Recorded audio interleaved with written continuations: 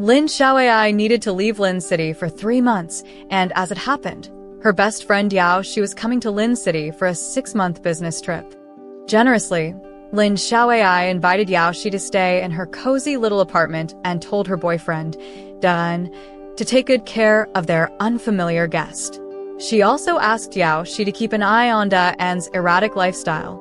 Her colleagues teased her, sending messages like, "These days, the top 3 things to guard against are fire, theft, and your best friend.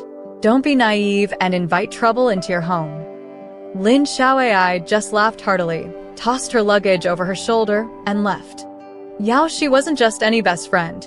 She came from a family of scholars and had been raised with strict values.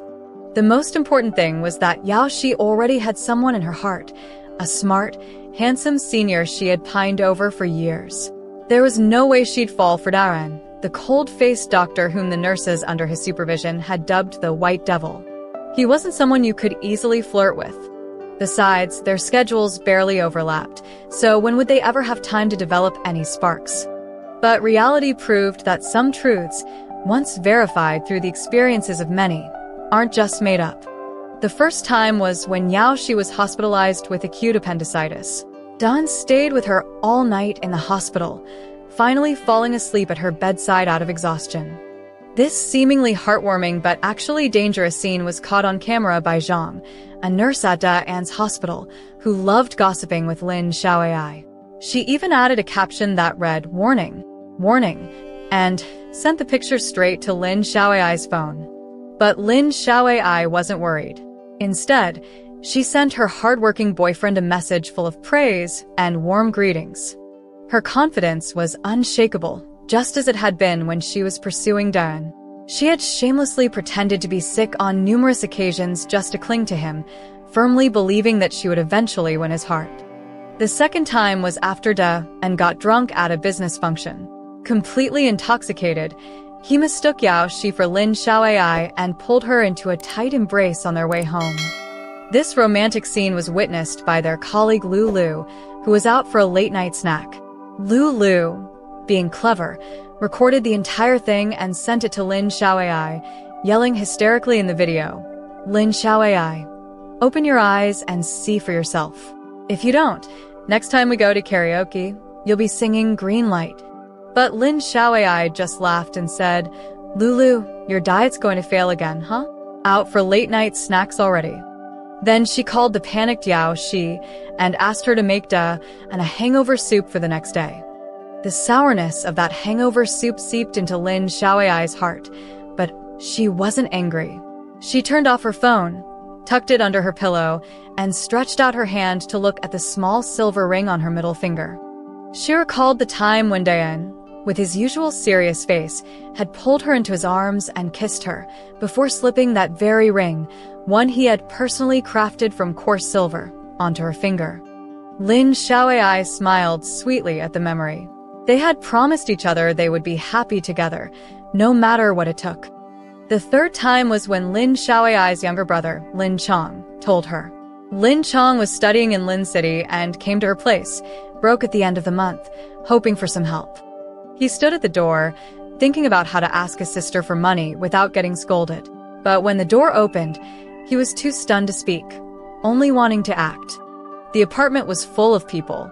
Some were An's colleagues, and they greeted Lin Chong with laughter, inviting him in.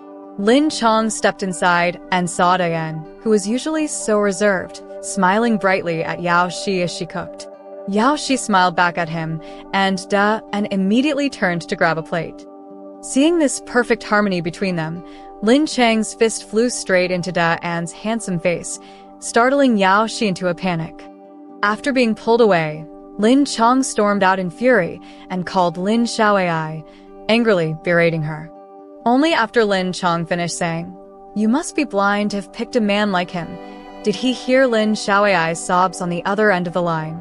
Lin Chang's heart sank, and he anxiously asked, "Where are you?"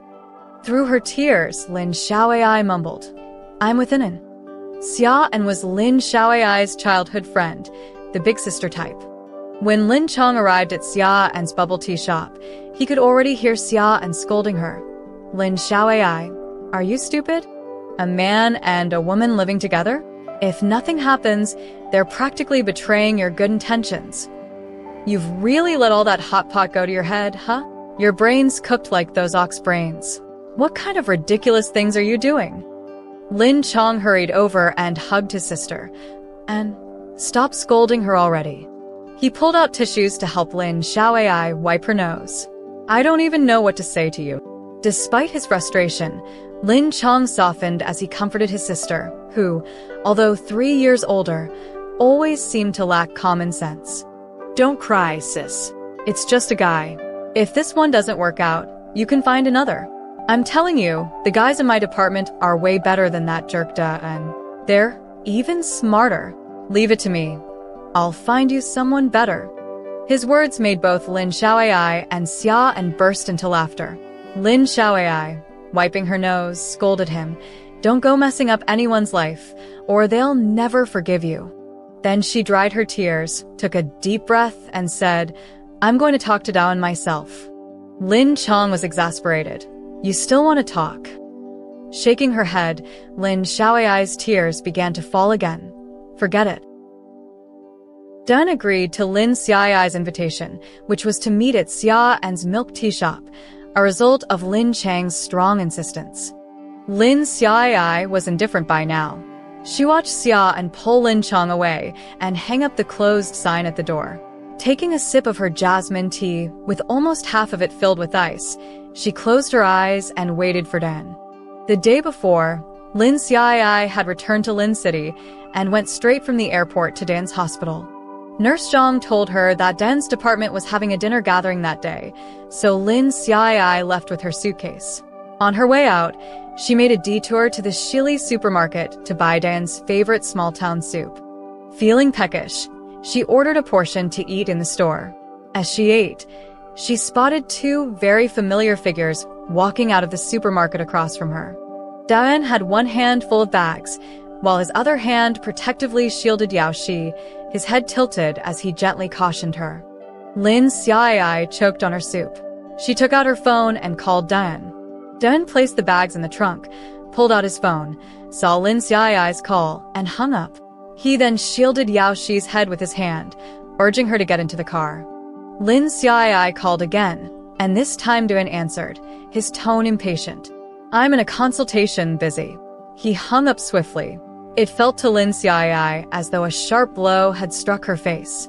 She couldn't laugh or cry. The soup vendor asked if she wanted the rest pack to go. She smiled gently and replied, "No need, I'm full." Then she walked out muttering, "Eat your damn watermelon." Lin Xiaoai didn't dare confront Dawen head-on. She'd always been timid, someone who only dared to be tough in her own safe space. Now, she needed to calm down thoroughly and fiercely. The doorbell chimed as Dan pushed open the glass door and walked in.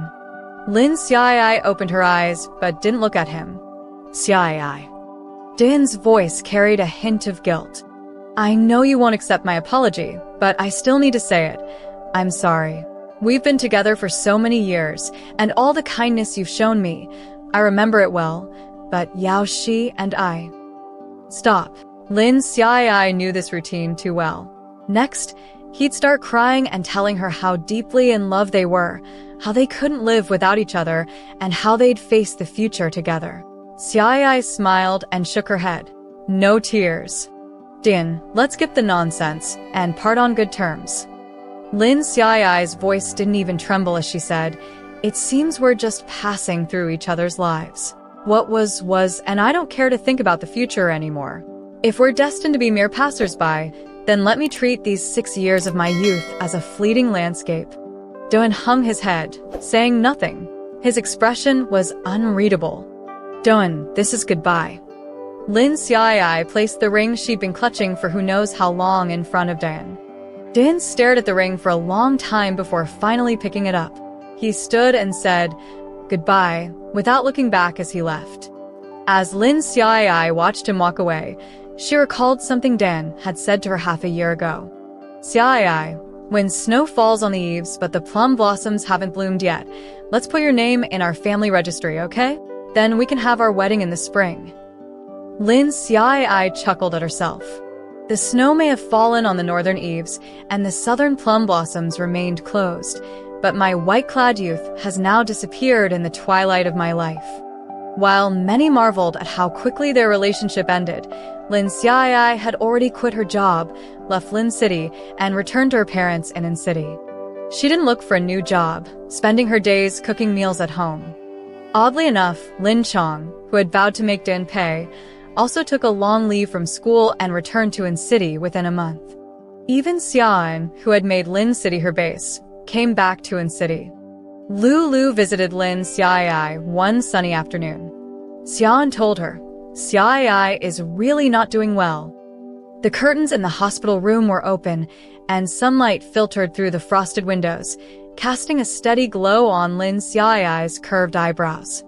She had dressed casually in a comfortable tracksuit, and her parents, Lin Dad and Lin Mom, remained calm. Lin Chong, as usual, joked around with Lin Xiaoyai. Xia and occasionally asked Lin Xiaoyai something and jotted it down in her notebook. Hey Lulu, you're here. Lin Xiaoyai called out with a smile. That warm greeting made Lulu's tears spill uncontrollably. Lulu quickly wiped them away. Everything seemed so normal.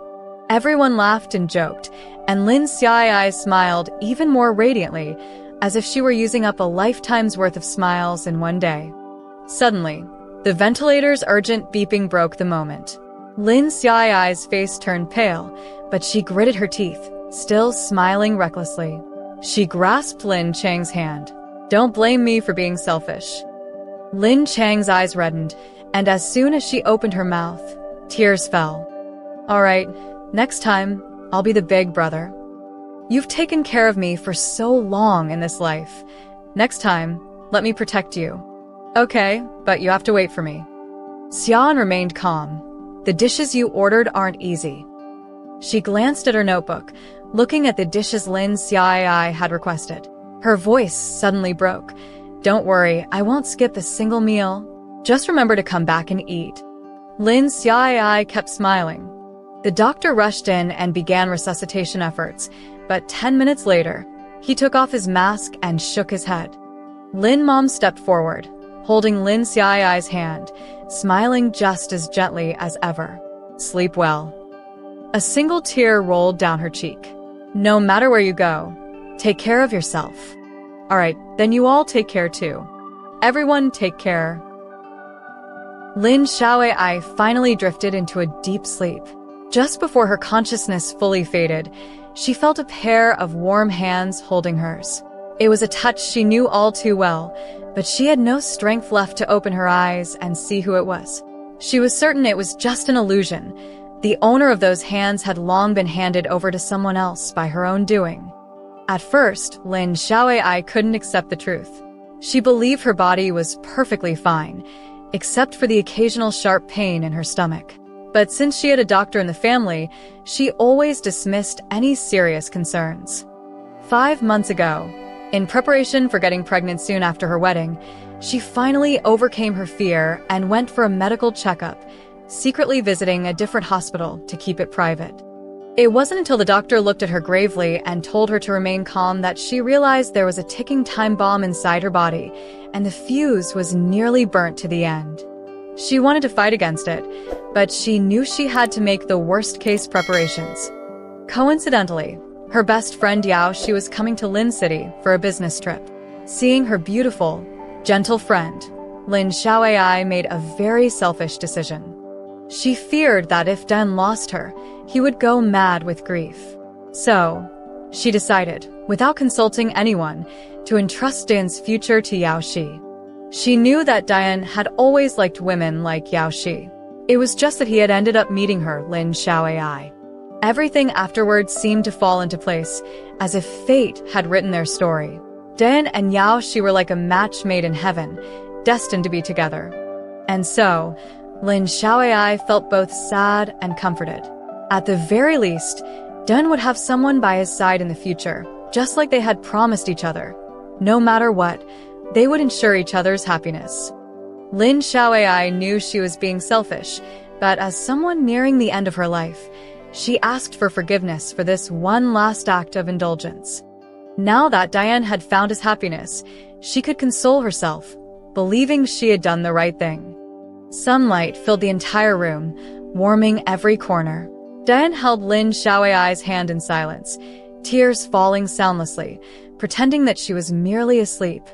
The rain had stopped, the song had ended, but the wind continued to blow. He stared at Lin Xiaoai's closed eyes, unable to speak a single word. Yao Shi, crumpled in Xian's arms, cried uncontrollably. In the end, Lin Xiaoai had been deceived, but she would never know. Diane had known about her illness even before she did. It had been a late night when a senior colleague called him. "Is your girlfriend named Lin Xiaoai?" the senior asked. Diane said yes, and then the senior delivered the blow. The one woman he had ever loved with all his heart was already in the final stages of stomach cancer. That very night, Diane rushed to the hospital where his senior worked and insisted on running the pathology tests again. Finally, all his hopes of denying the truth were crushed. He knew Lin Xiaoai as well as he knew himself.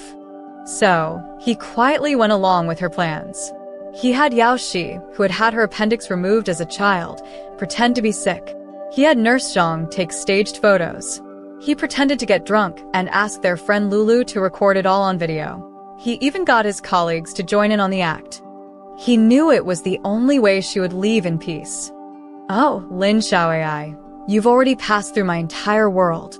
Promise me, wait for me at the end of the road, okay? We said we'd hold hands as we crossed the Naiha Bridge together. I know you want me to live well, so I will. I'll work hard to keep going, and when we meet again, I'll tell you all about the changes in the world. So, don't go flirting with other handsome guys, alright? Trust me, I'll still be handsome even when I'm old."